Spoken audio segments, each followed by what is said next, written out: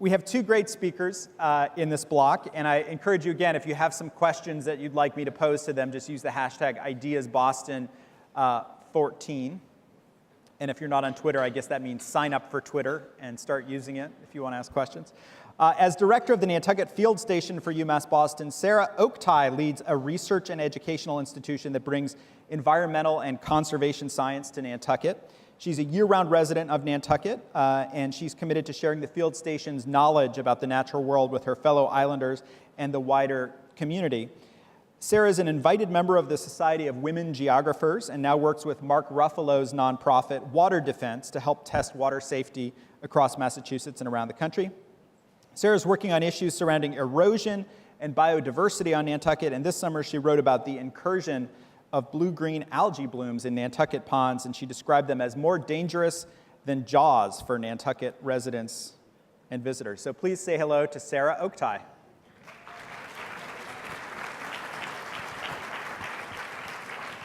Thank you.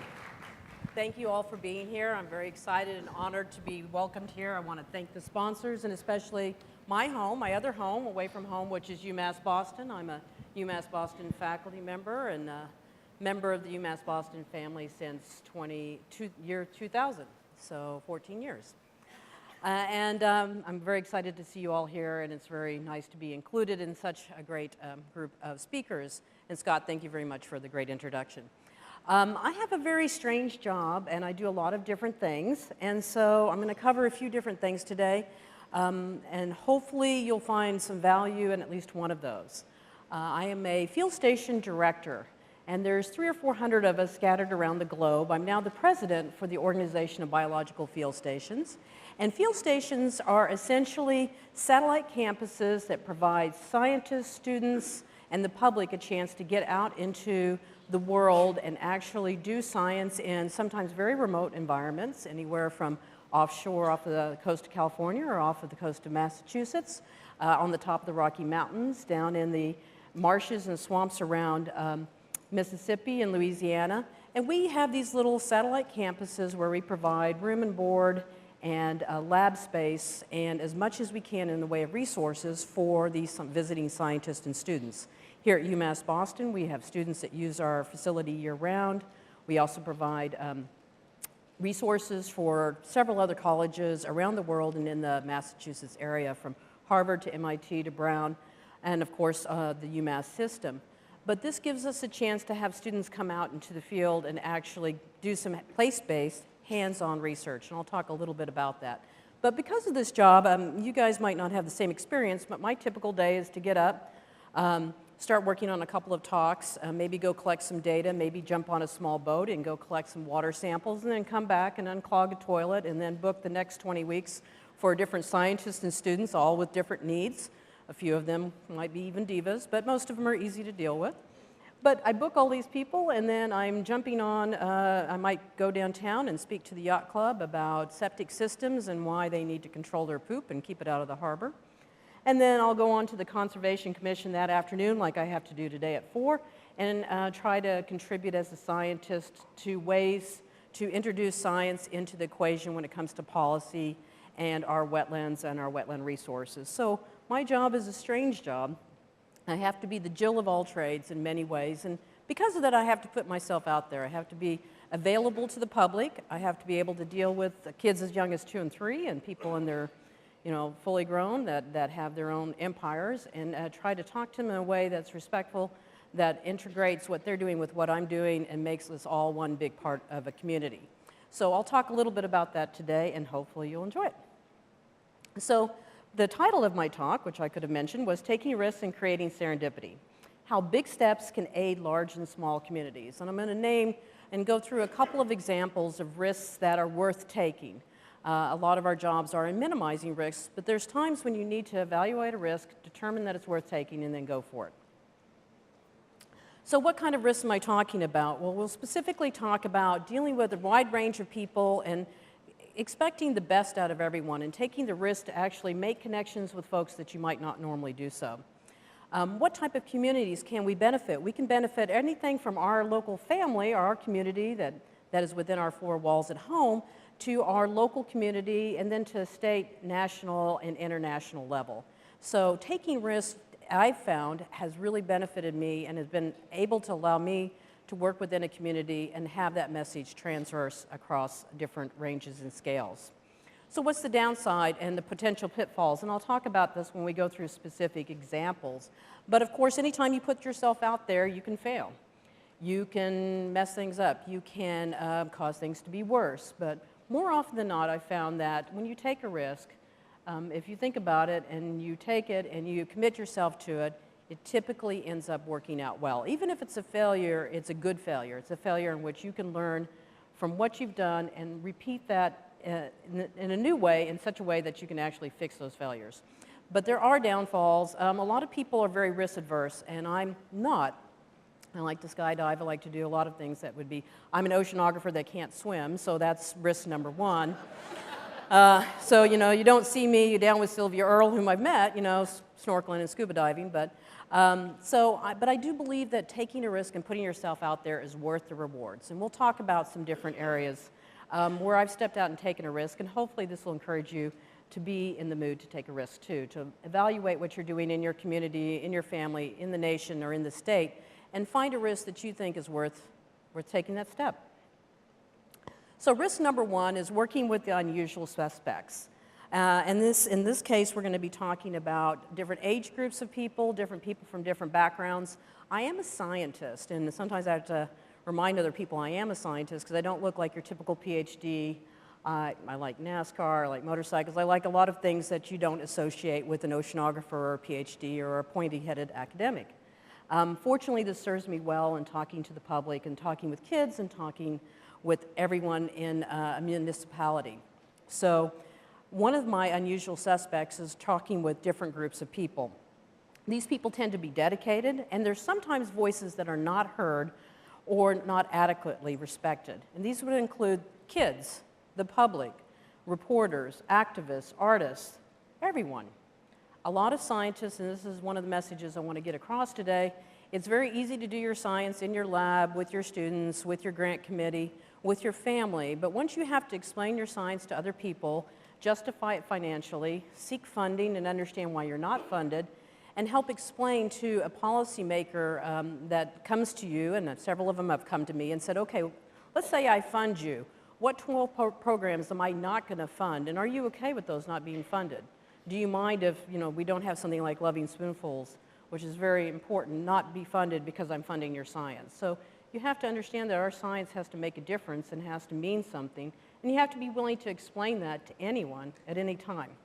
As a field station director, whether I go to the Stop and Shop or I'm on the plane this morning with 3 other people, I have to explain my science at any time, and that's made me a better scientist, I believe. Here's some groups that I work with all the time, and I get real science from kids. And it's not some kind of weird slave labor type thing. It's because I respect kids, and our field station respects kids. And we have kids as young as 7, 8, 9 that come and volunteer for us. In this case, this is the Grace Grossman Youth Collaborative. This is a program that has been partially funded with help from the Commonwealth of Massachusetts and with big, huge amount of help from UMass Boston. This just won an international award, and we bring inner city kids from Brockton, Lawrence, Dorchester, different areas, South Boston, different areas of Massachusetts. They come for an entire week to live with me, to go out and do science. In this case, we're doing beach profiling here. We're collecting real data for the state. We're collecting data for the coastal zone management, data no one else is collecting. These ladies and men are learning to be real scientists. Down here, we're collecting horseshoe crab data. This is real data, also going into a database for all of the East Coast that's tracking the decline and the recovery of horseshoe crabs. Here we're doing seining in my beautiful Folgers Marsh, where my field station is located, where UMass Boston Field Station is located. The trick is with kids is that they're smart. They're not scared. They know a lot, and they want to know more. So it is a group of people that I enjoy working with, and I don't think enough scientists look through K-12 as partners, and that's something that's very important to me. These students generate data. This is nitrate data collected in a series of different piezometers or shallow wells. We actually presented this data to the homeowners in the area, and they cleaned up their pond. Once they saw the data, these are each in different people's backyards over time, over the summer, and you can see this big increase in the summer. In fact, I can even tell if these people have had a big party. I can certainly tell if they put down too much fertilizer. But we shared this information with all of the homeowners, and they can all turn to, let's say, Bob, and go, Bob, I see your nitrate in your backyard is much higher than mine. So that peer pressure really helps, and it really helps when a student is presenting this and showing them that it's something even they can understand. So if it's something a 10th grader can understand, it's something we all should be able to understand. This is, once again, real data. This isn't just playtime science fair stuff. This is doing real research. I also have a ton of high school students. In fact, I normally have a waiting list that goes back, a couple of years, but I have 40 to 50 high school students that apply for 6 or 7 positions with me. These students collect everything from this person, Ryan, is collecting he's putting these plates down in Nantucket Harbor to see what kind of different zooplankton and different invertebrates are going to settle on these. Some of these different organisms are indicative of too much nitrate. So they can be indicator organisms, they can be alien organisms, or they can be good ones that we're wanting to see. So these are 2 different students that are doing the research on the pond. I have each of my students does an Adopt a Pond project. In my case on Nantucket, some of these ponds have never been analyzed. Ever, the Loch Ness Monster could live in one of these ponds. No one's ever looked at them. No one's found it yet, but they're doing work that other scientists wouldn't be doing, and it's something that has allowed them to certainly get into college and make a difference in their life. And they really appreciate that to them, they're important to me, and they are fellow scientists. These girls just finished presenting at state. They won our local our local state fair. They're doing bee research. They're looking at carbaryl burdens in bees throughout Nantucket, both in the bees and in the honey and in the honeycombs. This is beneficial for 2 ways. One way, we're looking at pesticides and how they're dispersed around a really clean environment like Nantucket. Number 2, there's a lot of people that are beekeepers on Nantucket. This allows these beekeepers to actually locate their hives in an area where there's going to be less risk of their bees accumulating pesticide burdens. These young ladies have been doing this for 2 years. They're going to go back for a 3rd year. This is going to be a publishable paper, and these guys are 11th graders. So because they cared and wanted to do the research, they came and did some of it up here at UMass Boston. They're so thrilled that I would take them seriously as a scientist, and I'm so thrilled I have people that are willing to develop their own science and research and their own plan and care about the environment. We have a great junior ranger program. Here's a bunch of our junior rangers, also a waiting list. These are also all volunteers. We take kids as young as 7 and 8 years of age, up to 13 years of age. They act as our nature docents, and they also collect data on things like bees, insects, all kinds of things. And they generate a lot of our art and our poetry. We have 2 or 3 poetry books that they produce. They do a daily blog. So they're content generators, too. And my gosh, they're some of the best writers. Their stories of these alien invasions. This is Sesarma reticulum. I'm sure you recognize it. It's the purple marsh crab that's causing Cape Cod die-off in some areas in our marshes, and a genuine concern. And they're able to bring this concern in a real way to the public, a lot better than I could. Here they are collecting data in the salt marsh. One of the props that I brought today, and one of the reasons that I'm here, is to talk a little bit about water defense. And I have this funky little, almost Halloween-induced octopus thingy. One of the risks that I take is to work with, scientists often are afraid to work with activists and with social motivators and with people that are working in the community. And I started working with Mark Ruffalo and Water Defense, John Pratt and Scott Smith on testing this passive water sampler. And we're doing this with both UMass Boston students and with 4Cs, Cape Cod Community College. And basically what we're doing is educating the public, working with kids. We're installing these in different harbors and water bodies around the country. What these things can do is they're a passive water sampler. They sit in the water column. They can absorb oil. They can certainly absorb pesticides, anything that's biophilic in nature, something that loves organic matter. And it acts as basically almost like an oyster, but a non-living creature to absorb these toxins in the water. And then we come and clip off these little tentacles, and we measure them for 350 different metals, metalloids, volatile organic carbons, and semi-organic carbons. And we're able to look at things like what's contributing to harmful algal blooms or cyanobacteria blooms in freshwater areas, how much organic matter and how much biochemicals, fuel residues are actually floating around in our water. The nice thing is that kids love this, they get excited about it, they understand it intrinsically, and they're able to help us deploy this and then come to the lab and look at some of these materials and see what we're measuring. So this is something that can go to any kind of community. What the risk is on this is that a lot of scientists don't want to work with activists or reporters or kids or the public because they feel like that might dilute their message, that they aren't going to appreciate what they're doing, and they don't always have enough respect for that, or they just think they're too darn kooky, and too nutty, and a lot of times they can be. But in this case, I'm providing scientific kind of street cred for water defense. Mark Ruffalo certainly knows more science than any actor I've ever met and really understands the issues and cares about it. But I'm also willing to put my neck out and try to help these guys. And if it doesn't work, well, a lot of kids learned about science and we got some samples. We've been able to actually measure phthalates. We've measured creosotes from the bottom of pilings. We've been able to measure a change in phosphate over time throughout the summer. We've been able to measure these really kind of esoteric organic molecules that are precursors of pesticides that are still hanging around in the water column. So that's risk that I'm willing to take. One of the risks that I do is working in the community. I go out and put my money where my mouth is, or my scientific expertise where my mouth is. And so I've been testing mosquitoes for the town of Nantucket for a few years. We've now just turned it over to a mosquito vector disease group. And one of the reasons I do this is because it allows me to provide scientific evidence to reduce aerial spraying. So I do this in order to reduce the amount of pollution that's used on island. Risk number 2, be willing to support your position. I'm going to quickly go through this and talk about how some of the science I do, I try to make sure that it gets out into the community. And that includes be willing to contribute science to policymakers. It doesn't help if you've got a bunch of papers that only you and your colleague reads. I do a lot of work in coastal preservation. I'll talk a little bit more about that.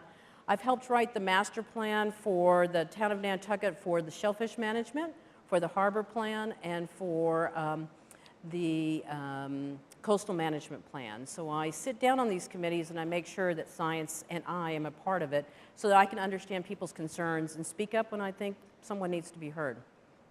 I go a far way to make sure people are empowered to become involved. If people see that I'm involved, then they'll become involved.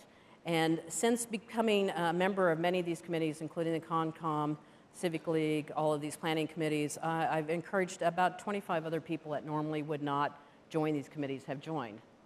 I help enable peer learning in the community between families, organizations, neighbors, and businesses, and I talked a little bit about that when I was talking about kids being able to talk to their neighbors and to their parents and explain to them why it's so important to keep our water clean, why septic systems are a problem, what kind of creatures live in the harbor, why we need to protect them, what's happening with the horseshoe crab. These kids actually can learn all of this and communicate this in a way that's much more meaningful. Coastal management, living on Nantucket, this is my front door. This is actually my dog. This is Folger's Marsh that you saw just a few slides ago. This is what it looks like during Nemo. Actually, this is Sandy. So this is the breakthrough of the barrier beach during that. This is what it looks like probably tonight on a nice quiet day. So these barrier beaches are one of the only bits of protection that we have for all of these houses and for this salt marsh behind.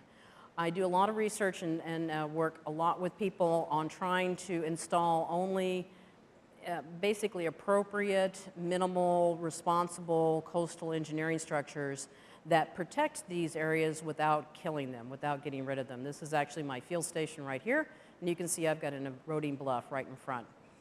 So one of the most important things to do is to put yourself out there and be willing to talk about things that might be uncomfortable for you, but you've got to, as a scientist, actually contribute your science to the policy and into the policymakers. And so we do all kinds of measurements from beach profiling to evaluating what's happening in the marsh. And I was just talking to someone earlier who was concerned about the field station. They're like, what are you going to do? I go, well, we have a front row seat on coastal resilience. We'll be able to actually measure the changes in all this material that's coming into the back part of the marsh. we're going to be able to measure if that marsh can keep up with rising sea levels, and we can be able to measure exactly how much material this eroding bluff is contributing. Here's a couple more slides from Nantucket, from Cisco, and from us doing beach profiling, because data is one of the things that coastal managers are looking for, and helping these municipalities address coastal and erosional issues. One of the best ways to do that is to sit in on the policy creation, help write these management plans, have a voice, and be willing to provide some science and some data to these folks when they need it. So when they come to me and say, is this working, I can say yes or no. So only in being involved in these kind of things, which takes you away from some of the other things you do. We're working with the Provincetown Center for Coastal Studies to do mapping offshore. Here's a couple of pictures I wanted to show you before I am almost done. This is Hurricane Sandy. You can see all of the sand that's coming off of both Nantucket and Martha's Vineyard. In case you didn't know, this is an island, so 26 miles offshore. I started right there this morning at 6 a.m. This is Nemo, which actually did way more damage. See how much more sand is entrained coming off of all of this? This is the storm in February 2013, which was in many ways similar to the no-name storm. And here's some information on StormSmart. This will all be available on the website. So bringing information to the public is key. I'm working regularly with reporters. Things like this are why I want to put myself out there and introduce what I'm doing to the public. And it's never too late to take a step. And I'll actually end on that. I'll quickly present some of my new family in Turkey. One of the latest risks I took is I flew out to Turkey and actually managed to find my whole family. So they're waving hello and goodbye to you. This is a whole long story, and maybe another IDEAS Boston next year to talk about that. So thank you very much.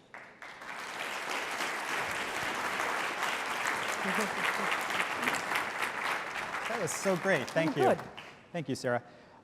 One question I had, and it was kind of an idea that you showed early in your presentation, is are there ways, in the way that NSTAR sends me my bill and may compare my power usage to those of my neighbors, you got me thinking about, are there ways we could present, here's your environmental impact as a homeowner in a similar way? So do you think about that?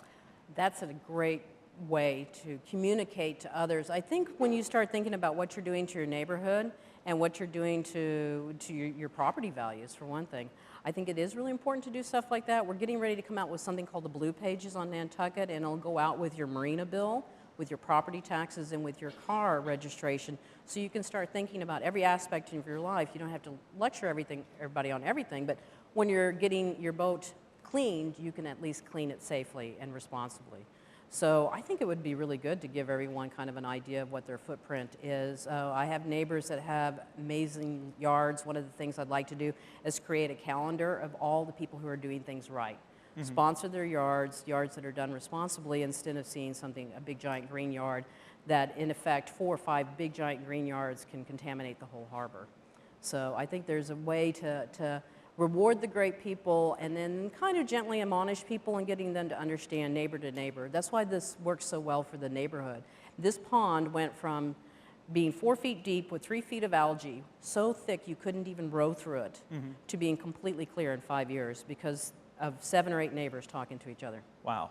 Yeah, it's a big change. I want to ask you what I think is a very ill-informed question about sort of environmental engineering and erosion. So I was in Provincetown earlier this month, and I was walking along the long breakwater, the man-made breakwater that protects the harbor there. What's your thinking about, engineering to protect against things like coastal erosion? Well, and that's the whole part of the coastal management plan, and I probably should have gone into more detail about that. What we always advocate, both the state and good coastal engineering people, is to go with the softest solution first. So retreat, rebuilding, dune, makeup, rebuilding a salt marsh, trying to use nourishment, and then you have a continuum that goes from there all the way to revetments and breakwaters. Each one has its appropriate place and can be used at the right time. But a lot of the heavier duty solutions cause the beach to go away. Mm-hmm. So once you put in a breakwater or bulkhead, things like that, your beach is no longer there. And the beach is something everyone in Massachusetts, it belongs to everyone. So once you remove that beach, you can protect the infrastructure, but you lose the beach. And a lot of people save what's behind that breakwater, and they forget that we are all walking that beach all surfing, all fishing. Okay, so that's the last ditch That's solution. the last It's ditch not just a politically It's a unpalatable. permanent, yeah, there's reasons, there's environmental reasons, there's actual economic reasons, and there's reasons for that you're taking a resource away from everyone. So that's why we try to go for the softer and softer solutions. And in fact, I have a 4 o'clock meeting today online on a conference call addressing this kind of situation where someone put in a big revetment and has huge end scour behind that. And so he's causing their neighbors' land to disappear. You're literally stealing from Peter to pay Paul. Wow. Yeah. Quite interesting political issues on Nantucket right now. Yeah, there's always a bunch. All right, thank you so much, Thank you Sarah. so much. Great being Great here. talk. Thank you.